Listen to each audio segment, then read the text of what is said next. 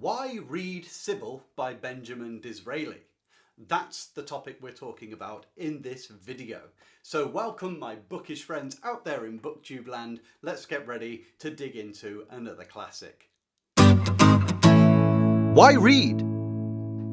Before we start, can I just say welcome to an exciting new video, which is the first in a series called Why Read... And this has come from your lovely feedback when I asked the question what you would like to see in a classic booktube channel. And basically what's going to happen, I'll do regular videos like this called Why Read and whatever the book title is. It will have a synopsis without any spoilers about the book, a couple of the book's ideas and themes that may run through it, but it won't be an exhaustive review. Instead, it will be why I think you should read it to add to your universe of characters and ideas that you make in your own living personal library, as it were. So, let's get stuck in. Sybil by Benjamin Disraeli is probably Disraeli's most famous works. In fact, if you've read The Picture of Dorian Gray, you'll know Dorian Gray falls in love with a girl who is called Sybil Vane.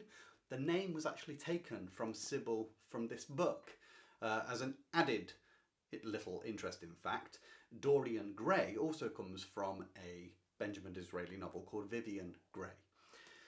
Now, the copy I'm holding is actually a very good copy to look out for. It's from the Oxford World Classics series, and the Oxford World Classics are exceptionally good books. There's a few reasons why. For a start, the endnotes in this book are incredible. They're very extensive, and when you're reading old books, often they'll refer to literature which was around in the time, but we've sort of lost touch with it now. It's pretty obscure. There are lots of sort of slang words that are used which you have no idea, and in this book in particular, there's references to a significant number of political movements and charters, which, if you don't have the endnotes, you could spend half the day on Wikipedia trying to understand what's going on. So it's good for that. Another thing about the Oxford World Classics series is this. It falls open flat. And that means it's softly bound with softer paper, which means you can also be eating a sandwich while leaving it on the table and it will stay open. But for me, it's because if I read in bed, if you've got a stiff, heavy book, you know that bit where you're holding it with your little finger and you end up getting cramp? Doesn't happen with the Oxford World Classics. And finally, it has a beautiful cover. They all come with this sort of classical art cover, a portrait normally, and they look great on the shelf and when you pull them out. So I would recommend, for Sybil especially, that you get the Oxford World Classics series. So what's it about? The book itself is a love story, or at least it's meant to be a love story. It follows two main characters, Charles Egremont, who is the younger brother of an aristocratic family who own extensive lands in a place called Marney, and Sybil, who is the daughter of a common man who is a chartist. How can the youngest son of an aristocratic family possibly dare to fall in love with a common girl, but not only common, someone whose father is a chartist and hence is sort of viewed by the ruling powers of the day as in direct opposition to the aristocracy's interests. And that's where Disraeli gets his grist for the wheel, where he gets his purchase in his story. Now, it is a love story, and you'll progressively see how Charles Egremont, he's sort of a relaxed dandy, as it were, of the day. He just enjoys the pleasures, and like so many classical works of literature, is quite bored. The aristocracy are always bored in most of these things. He goes on a holiday, as in he goes on a tour out of the country. When he comes back, he's changed a bit. He's been exposed to newer ideas. He eventually bumps into, at an abbey, a ruined abbey, he bumps into some common people and he begins talking to them. And they start talking about how awful the situation of the poor and the labourers are. Now, Egremont himself thinks, well, it's not that bad, is it? Because when you're living in the aristocracy, you don't give much thought to the poor. And he starts listening to these men just saying a few points about the poor and about the aristocracy being so high and mighty above them. And it begins to touch home. And he begins to think, they're speaking a lot of sense. Now there's one particular part of their conversation which is critical to the whole book, because the title isn't just Sybil.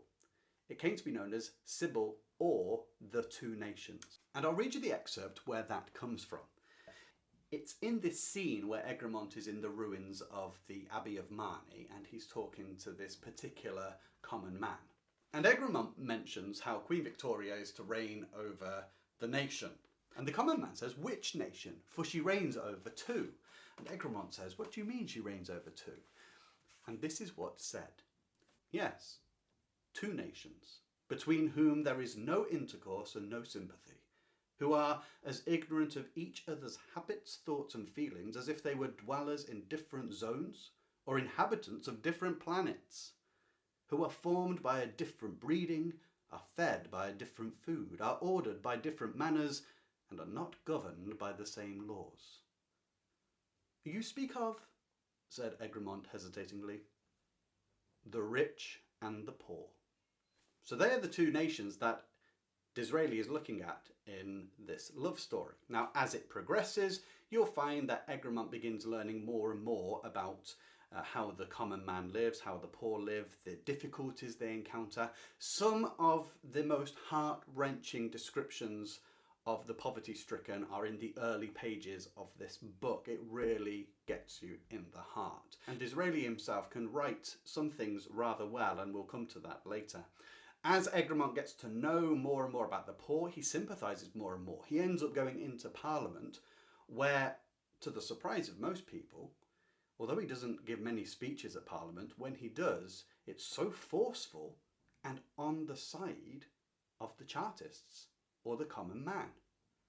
And that rattles the aristocracy. And through the book, you'll see how the aristocrats live in the insincerity of their world and its fakery and hypocrisy, its self-serving attitude. Then you'll find Sybil. Now, she has been in a convent for the best part of her youth, and she's got quite a strong religious sense, but mainly she feels for the poor, and she's like a visiting angel. She always goes and helps them through the houses of the town of Marlow, which is where she's based. There's a secret in Sybil's life, but I won't tell you what that is. It's in hers and her father's life. She's got some supporters there, and you'll see the usual twists and turns of different characters. You get to see some of the poor characters and the way they think. You see them from different perspectives, those who want to have a moral take on things, those who think change should be brought about by force. As the story culminates, obviously, Egremont and Sybil are drawn closer and closer together until at the end, well, you'll have to read it to find out. So that's pretty much the synopsis. So why read this book? It has to be said, from my perspective, that I don't think Disraeli is very good at writing love or relationships. Now, I haven't read all of his works, but this and Coningsby are classed as his most famous two. But as regards the love story, it's got a lot of cliche in there. The great critic of the 19th century, William Hazlitt, said of Disraeli's works that they were silver fork novels. We would say silver spoon today, you know, born with a silver spoon in one's mouth, very aristocratic. Hazlitt called Disraeli a silver fork novelist. In other words, he wrote books for the middle class women of the day to sort of have a bit of voyeurism into the land of the aristocracy and the ladies and gentlemen at the top. And it was quite sensationalist novels, not much to them, and Hazlitt, of course, lampooned him and derided him for what he wrote. And yes, when it comes to his love story writing, it's sort of a bit, you know, barf. It's cloying and sickly, so I don't think he's great there. So why, oh why would I recommend you read this? Well, it's because of the astute insights into the political world of the day. Now, you might be sitting there thinking, I'm not interested in politics, or what does 1830s politics mean for me today? Well, you would be surprised. A little bit about Disraeli. Benjamin Disraeli was probably one of the greatest prime ministers of Britain in the 19th century. He's also the only Jewish prime minister of Great Britain. Now, Disraeli was a champion of the conservative cause.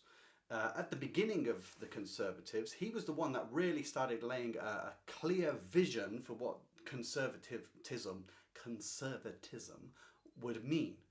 He was very gifted at speaking and putting ideas across. Now, granted, that means when you read his book here and it's got political ideas, it's going to be from a biased side. However, when you read it, my oh my, the things he talks about in here are still going on today.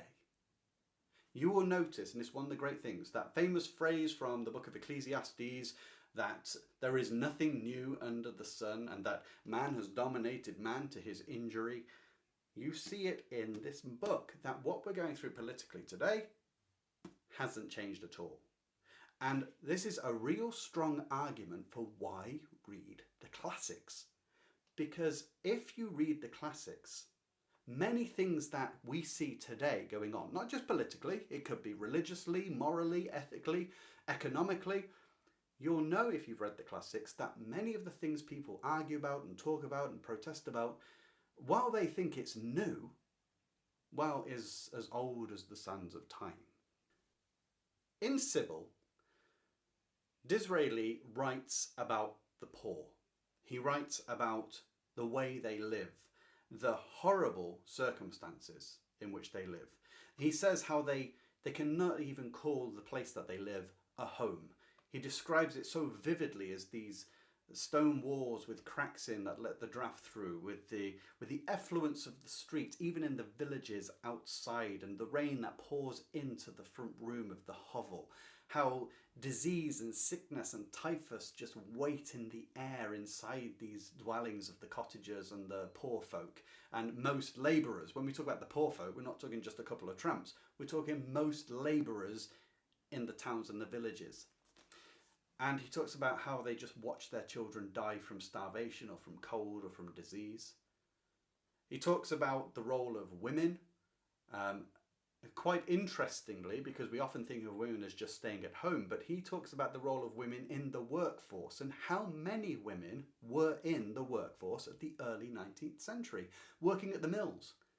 He looks at the workhouse itself and the practices of the capitalist managers behind the mills of the day. How many of them would abuse the workers? He talks about truck shops, or Tommy as the old 19th century goes. Now, what that was, imagine you're a worker, you work your days, 6.5 days a week sometimes, for 10 hours a day, sometimes 12 hours a day. And then when it came to payday, the manufacturers, the owners of the mills, would say, well, we haven't got money to give you, so we will pay you in stock. But you can't go to the market and give shirts out for food. So what you have is a truck shop. That is, a shop that sells food and victuals, which is run by the mill owners themselves. And you can go there and pay for your food with the stock that you have got. The problem with that is the prices in the truck shop are higher than the prices in the ordinary market. The quality of the food is lower than the quality of the food in the market. You imagine living in that kind of world. And Disraeli really, really has a go at the capitalists in society. Now, I'm a political neutral. I'm not involved in politics. But what's interesting to me is how things don't change. You think of how today you have mass manufacture and huge corporations, and how many people complain about the state of work for the workers, and maybe there's slave labour abroad. Well, what's changed? Some of the things Disraeli mentions in here and the way he describes it will make your jaw drop. You will think, nothing new under the sun. Sybil is a book you should read. First, to show you what life was like for the common person back in the 18th century. Second, it gives you a little bit of grounding history into the politics that still run today. It will inform the universe of your mind that you create, that what we see today is hardly different to the scene of the world 200 years ago. That the ideas espoused today have already been espoused back then, that the problems seen today are the problems seen back then. What people think they're doing, which are new this day, have already been done and spoken of, and yet they've never moved forward. But most cultures today do not know their own history. And what we see is this constant repetition of the same mistakes over and over again, showing that in history, humankind has never learned a thing. Don't read this for the love story, because if that's what you want to get, it's pretty awful, to be quite honest. But for his insights, Disraeli's Sybil is very worth reading. I mean, really worth reading. And some of the turns of phrase that Disraeli uses are beautiful. The reason being, Disraeli, being a politician, was trained in the art of rhetoric, and a lot of the devices you see in his description are rhetorical devices which work just supremely well. I'll read you just one little passage of descriptive writing wherein just two phrases elevate ordinary writing to magnificent.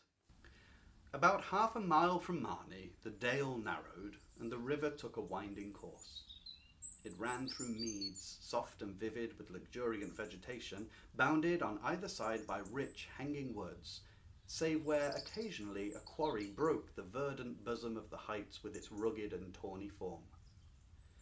Fair stone and plenteous timber, and the current of fresh waters, combined with the silent and secluded scene, screened from every harsh and angry wind, to form the sacred spot that in old days Holy Church loved to hallow with its beauteous and enduring structures. How good is that for writing? You've got the hanging woods and the vegetation, the winding river, that's all well and good, but you're elevated with that rhetorical flourish of, save where occasionally a quarry broke the verdant bosom of the heights. What a beautiful piece of imagery. And that phrase, the sacred spot that in old days Holy Church loved to hallow with its beauteous and enduring structures. That's magnificent writing, and on his descriptions, Disraeli is very worth reading if you just want to write. So, I hope that you've enjoyed this first in the series of Why Read, and this one was Why Read Sybil by Benjamin Disraeli. Let me know in the comments if you have already read it, or if you will plan to read it, and at a later time I will do an in-depth review because there are some seriously good ideas that Benjamin Disraeli explores in this book, of which we've only brushed the surface to. Until then, I wish you joy in your reading.